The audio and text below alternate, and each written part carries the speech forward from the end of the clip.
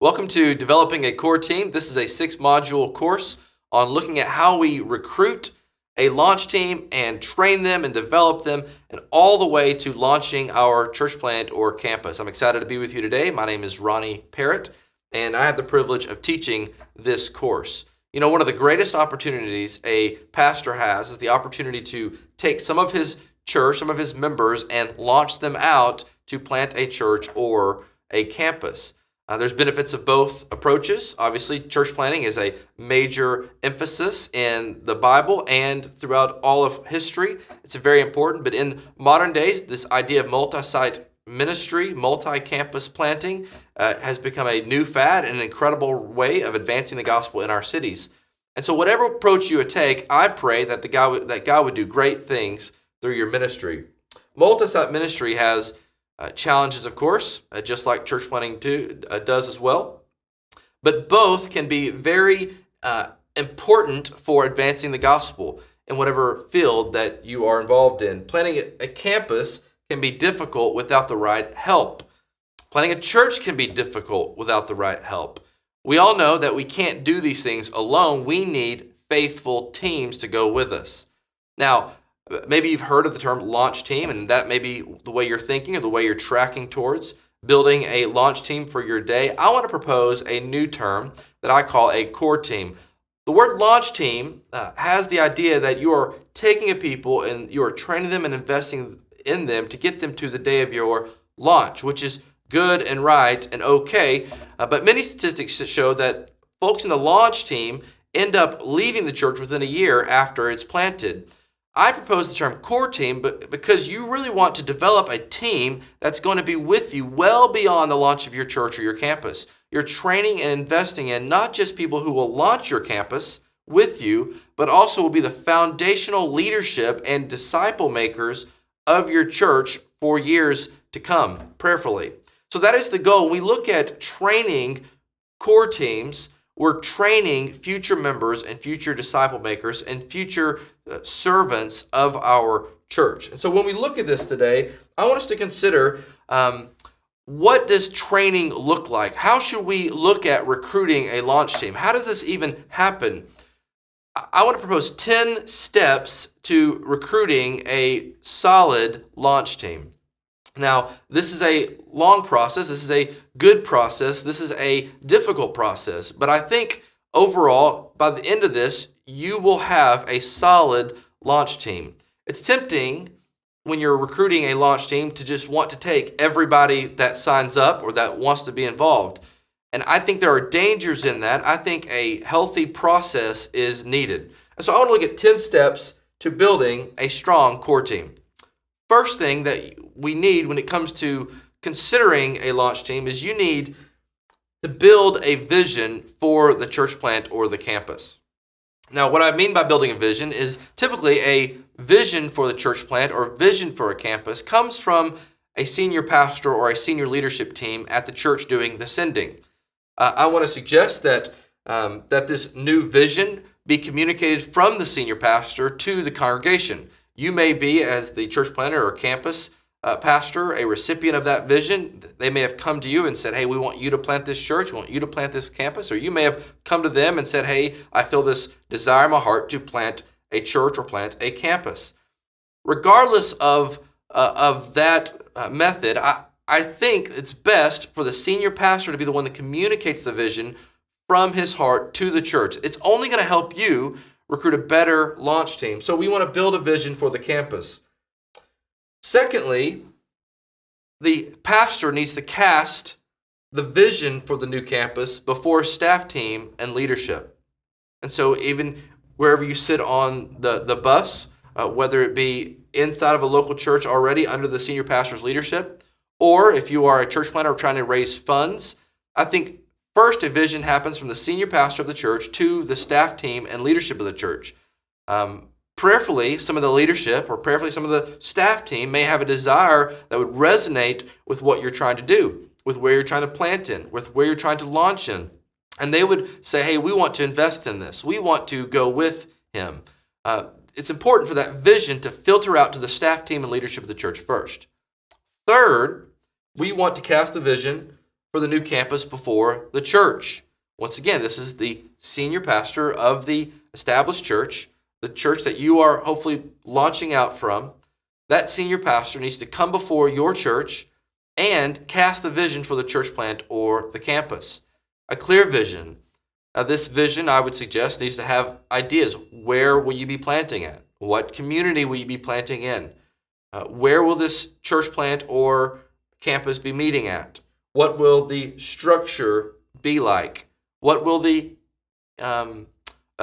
leadership look like? All these things are important, and as much details as that pastor can give, the better it's going to be on your behalf for the recipients of folks who sign up to be on the core team. So we want the senior pastor to cast the vision before the church. Fourth, we want to invite people into an application process.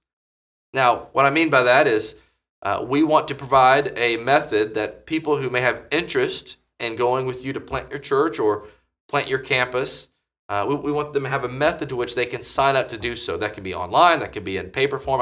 I would recommend in every form of possible. I think as many options as you can offer people, the better.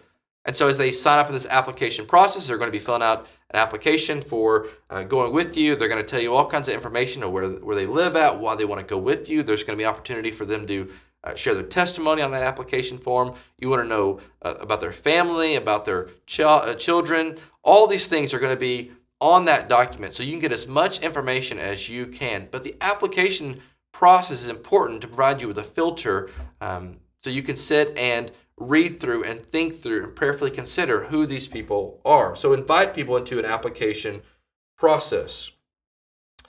Fifth, you want to interview all who apply. Everyone who applies in the application process, I want to recommend that you sit down with over coffee, over lunch, over breakfast, have a face-to-face conversation with them, talk to them, hear their story, hear about their family. What you're listening for is their heart. Why are they wanting to go with you? Some people want to be involved in new things just because it's new and fresh. But ultimately, they're not going to help you because they just want to be involved and be there. What you're looking for is people who have a heart for the community, people who really have a desire to serve the Lord at something new. You are really working towards building disciples, not attenders.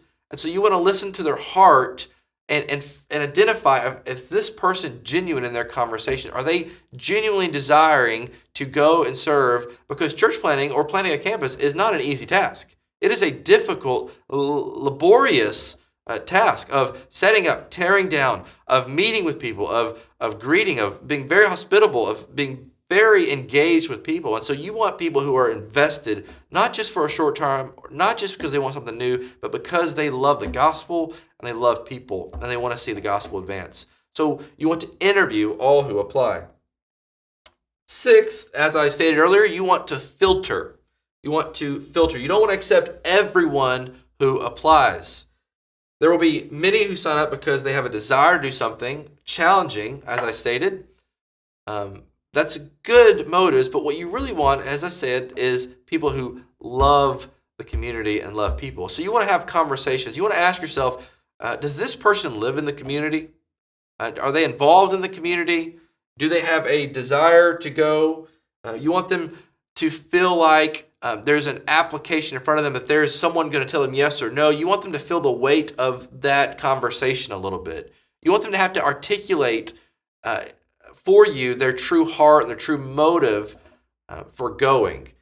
The other benefit of the filtering is the reality that some people are going to be told no, which makes the weight on those who you told yes a little higher, that they made the cut in a sense. That's a good thing for someone to feel. It's a little challenging to tell some folks, hey, I really appreciate your heart, but I just don't think this is going to be a fit for you. You're really invested here already at this church. I think it's best for you to stay here and not go with us. What that does is that encourages them to stay where they're at and stay invested, but it also makes those who you said yes to feel a little more, wow, I made it. I'm here. I'm a little more invested in this work now because they made the cut. So filter. Don't be afraid of filtering. I would encourage you to be wise in your filtering and to not be tempted to take everyone that applies and not to take even those who would be maybe financially beneficial for your campus or would be strong leaders for your campus. Fight that temptation and ask yourself, does this person, does it make sense for them to go with us or not? So be wise, be discerning, and listen for the Lord's clarity on that. Number 7, recruit others in the community who live in the community the new campus will meet in, but did not apply. So you'll have others who live in the community, but maybe missed the application process, or they were just nervous or scared, but you think, man, this person's influence in the community, they live there, they have these things going on. Don't miss out on those people who may have missed the application process. Do a search in your church's database or in your files and identify everyone who lives in the community and ask yourselves, is there anyone who didn't apply that would make sense to go? There's a whole list of people who will be in that category who could be very involved, some of your strongest, most influential people. And too many of us, we just don't think about that. We just trust the application process to get us through, which is good, but it's good to identify others who live in the community who can also serve and help on the core team. So identify others. 8, I want to encourage you to prep them for training. As you have conversations with those who will be on the core team, make sure you prep them for the training that is ahead. You want to be clear as you're interviewing them, as you're talking with them. You want to be clear of the expectations of what core team training will look like. Meaning, you want them to understand that you are going to enter into a strategic training time over a period of months, of weeks with the core team. And that you want them to know that it's going to be mandatory training, that if they're going to go with you, then they need to be involved. You need them invested. You need them engaged in the training.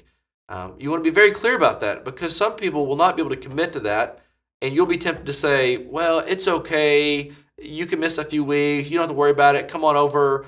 It's going to work against what you're trying to do if you allow that. You really want folks who are going to be able to be engaged with you, because in the training, they're going to see you as their leader. They're going to see you as their primary source of spiritual leadership, and you're going to be able to really focus on who you want them to be as missionaries in the community, as Christians in the community, as lights for the gospel in the community. It's very important that they're engaged in hearing you and the other campus leadership or church plant leadership speaking in front of them. You want to be intentional. You want them to know that the training is going to be intentional. You want them to know that it'll be somewhat difficult, that there's going to be work required. There's going to be opportunities of them prayer walking and serving their community throughout training. This is a robust training mechanism that's going to have a lot of components to it. And so you want them to understand what's before them as they agree to this. You want them to know it will require much prayer, much devotion, and much fasting as you plan and pray towards what the Lord might do from your launch day and beyond. You want them to feel a sense of weight of what they've entered into or what they've signed up for. You want to do everything you can to swat them out of it, in a sense, so that they would say, I'm not really ready to do that. You want folks who are going to be there because they are challenged to do so, and God is calling them to do it. So anything you can do to help swat that is good. So prep them for the training that is ahead of them. Make sure you're clear and make sure it's understandable. Number 9, pray. As you build a core team, focus on prayer. Listen to the Lord. If the Lord has called you to plant this church or move to lead this campus, then you can be sure that He's going to give you the discernment and leadership and clarity you need as you march forward. So pray for it. Ask the Lord to pray for your core team. Pray for your leadership. Pray for your team. Pray for all these things. Pray for wisdom. Pray for clarity. Pray for your team meetings. Pray for your core team by name. Pray, pray, pray, because you're going to need a lot of prayer. And then finally, number 10, as the leader, as the campus pastor or the church planter, model life on mission. Model it. Don't be the pastor who sits in his office, who leads the team, who is not engaged with the lost. You need to model what it means to have to live life on mission. You are a Christian first, right? You are called to be a Christ to your community, whether that be at the grocery store, at the gym, in your neighborhood, wherever it is. Be talking about the conversations you're having with the lost in your community before the launch team, the core team. Be talking about the lost. Be talking about the guy who cut your hair, or the girl who's at the grocery store. Be talking about those. Talk about your burden. Model it for your core team. In doing so, you will lead them to live on mission because they'll watch you and they will replicate that. And so be intentional. Teach them, train them, and show them. As you walk towards in building your core team, be mindful that not everyone who shows up will be faithful or will make it through the whole training. So there is grace in that. Be wise in that. There is grace there. But as much as you can, keep them invested and keep them going forward. I look forward to teaching next on developing a core team.